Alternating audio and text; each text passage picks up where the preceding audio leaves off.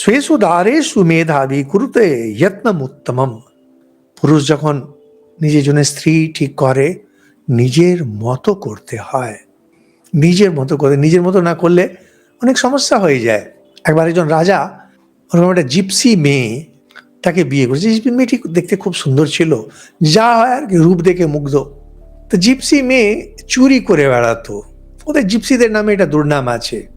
বিয়ে হয়ে গেল, সে মেয়েটি কিছুতেই খেতে পায় না, রোগা হতে শুরু হলো। ডাক্তার বৈদ্য সব ডাকা হচ্ছে, কিছুতেই কিছু হচ্ছে না। তাই একজন বৃদ্ধ বৈদ্য, আমাদের কাহিনীগুলোতে এই বৃদ্ধ বৈদ্যগুলো, সে এসে ডিটেলসে সব শুনে টুনে বুঝে টুঝে কয়েকটা প্রশ্ন জিজ্ঞেস করলো ফিস করে। সে তো মরে যাচ্ছে, বাঁচতে চাইছে না।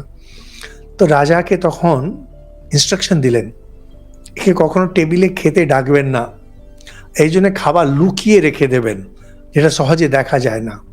ও চুরি করে খেলে ঠিক থাকবে। ব্যাস 3 দিনের মধ্যে সেরে গেল। এখন রাজার 2-4 জন যে সেবক, তাদের দায়িত্ব হলো তার রানীর জন্য খাবার লুকিয়ে রাখতে হবে। রানী ওটা চুরি করে খাবে, তবেই খেতে পারবে। এই হচ্ছে সমস্যা। সমানে সমানে বিয়ে না হলে এই সমস্যা হয়ে যায়।